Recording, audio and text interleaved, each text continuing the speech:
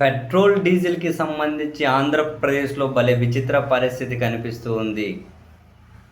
ప్రజల పానిక్ వల్ల మాత్రమే కొరత ఉంది అంటారు కన్సర్న్ మినిస్టర్ గారు.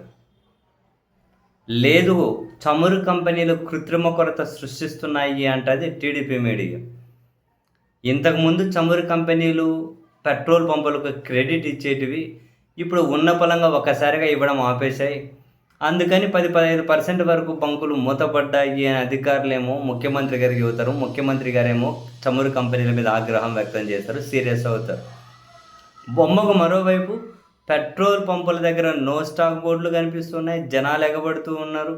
మరింత బాధాకరం ఏంటి అంటే, ఆ పెట్రోల్ పంపుల్లో జనాలు ఒకరికొకరు ముష్టి యుద్ధాలు కొట్టుకుంటున్నట్టు వీడియోలు కూడా సోషల్ మీడియాలో పెద్ద ఎత్తున వైరల్ అవుతూ ఉన్నాయి.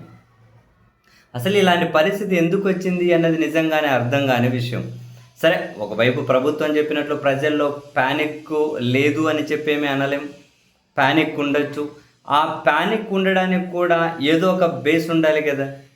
ఏముందండి, ప్రజలు ఒకసారి ప్యానిక్ అయ్యారు అని అంటే అదే నిజం అని చెప్పి మెజారిటీ నమ్మితే ఖచ్చితంగా బంకుల దగ్గరికి క్యూ కడతారు.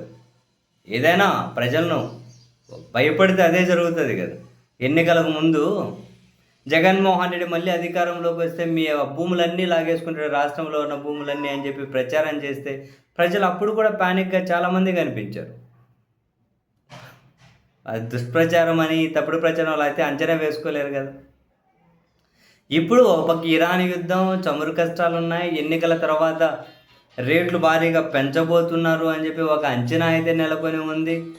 అండ్ అదే సమయంలోనే పెట్రోల్, డీజిల్ కొరత చుట్టుకోబోతుంది మనల్ని అని చెప్పి రోజు పత్రికలు రాస్తూ ఉన్నాయి. అటువంటిప్పుడు చమురు కంపెనీలు క్రెడిట్ ఇవ్వడం ఆపేస్తే కొన్ని పెట్రోల్ పంపుల్లో ఆడ స్టాక్ తగ్గడం, కొన్ని మూతపడడం, అయ్యో పెట్రోల్ అయిపోతుంది, డీజిల్ అయిపోతుంది అని చెప్పి జనాలు క్యూ కట్టడం. అసలు ఇటువంటి ప్యానిక్ సిచ్యువేషన్ ఎందుకు వచ్చింది? ఇటువంటిది ప్రభుత్వం ఊహించలేదా?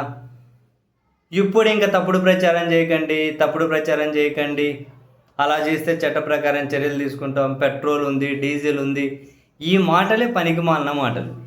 అంటే చట్ట ప్రకారం చర్యలు తీసుకుంటాం, డీజిల్, పెట్రోల్ ఉంది, ఉంటే నో స్టాక్ అనే బోర్డులు ఎందుకు కనిపిస్తాయి స్వామి?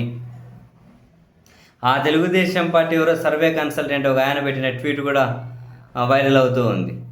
తిరుపతి నుంచి విజయవాడ వరకు కనీసం ఒక్క పెట్రోల్ పంపులో కూడా నాకు డీజిల్, పెట్రోల్ దొరకలేదు పోసుకోవడానికి అని చెప్పి. ప్రజల్లో ప్యానిక్ లేదు అని ఎవరు అనట్లేదు, ఖచ్చితంగా ఉంటుంది. బట్ ఆ ప్యానిక్కి బేస్ కూడా ఖచ్చితంగా ఏదో ఒకటి ఉంటేనే కదా అక్కడి నుంచే ప్యానిక్ స్టార్ట్ అవ్వడానికి. అయితే ప్రభుత్వం ఈ పరిస్థితిని ఊహించలేదా అన్నది చాలా కీలకం. అండ్ ఈ పరిస్థితిని చక్కదిద్దడానికి ఎంత టైం పడుతుంది అన్నది కూడా కీలకం. ఫస్ట్ ఈ పెట్రోల్ పంపుల దగ్గర రద్దీ తగ్గించండి, ఏం చేస్తారో చేయండి ప్రభుత్వం. ఆ పెట్రోల్ పంపుల దగ్గర ముష్టి యుద్ధాలు కలబడుతున్నారు, ఒకరికి మీద ఒకరు కొట్టుకుంటున్నారు. మరి ఇటువంటి పరిస్థితి అంతా ఎక్కడి నుంచి వచ్చింది? ఎందుకు ఇటువంటి పరిస్థితి దాపురించింది? ప్యానిక్ ఒకరోజు 2 రోజుల్లో ప్యానిక్ అయినారంటే ఓకే, ఇప్పుడు ఇది 3వ రోజు 4వ రోజు కంటిన్యూస్గా.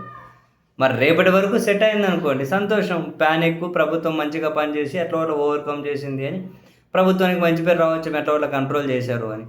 ఒకవేళ రేపటి వరకు కానీ కంట్రోల్ రాలేదనుకోండి, మీరు ఎల్లుండి నుంచి ఏం చెప్పినా జనాలు కూడా వినరు కదా. సో ఏదైనా పరిస్థితులు చేయి దాటక ముందే చూసుకోవాల్సి ఉంటుంది. ఏం చూసుకోవడము, ఒక ముఖ్యమంత్రి గారేమో అన్నీ ఆయనే చూసుకుంటున్నారు, పాపం బిజీగా ముంబై కానీ వచ్చారు, అక్కడి నుంచే సమీక్ష చేశారు. లోకేష్ గారు ఎక్కడున్నారో తెలియట్లే.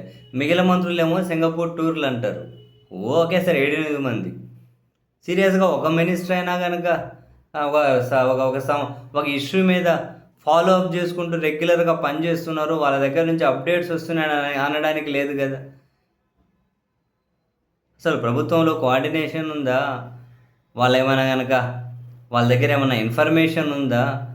ఏదైనా కనుక ఇటువంటి పరిస్థితులు వస్తే ఎట్లా ఎదుర్కోవాలన్న దాని మీద వాళ్ళకి ఏమైనా ఒక ప్లానింగ్ ఉందా? తెలియడం లేదు. వాళ్ళ చేతుల్లో చూపించాలి, వాళ్ళ ప్రభుత్వ యాక్షన్స్లో చూపెట్టాలి. అంతేగాని తప్పుడు ప్రచారం చేయకండి, తప్పుడు ప్రచారం చేస్తే కేసులు పెడతాం, ఎక్కడే కూడా పంపులు మూతపడలేదు అంటే కళ్ళ ముందు ఇవన్నీ జరుగుతూ ఉన్నాయి. సో కళ్ళకు గంతలైతే మనం ఎవరికి కట్టలేం కదా.